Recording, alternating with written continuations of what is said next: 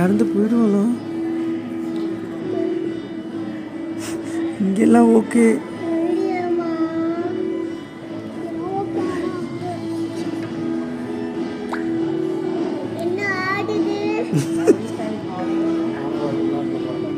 மறுபடியும் இருக்க போகிறாங்களா? 3 கேம், இது லாஸ்ட் கேம்.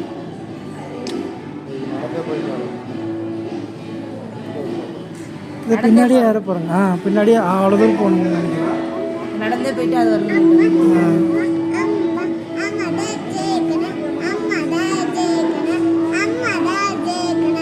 அவங்க 3 இது கட்டி வச்சனால அப்படி போகிறாங்க.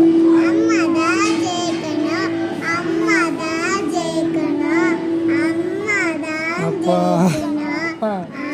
அவங்க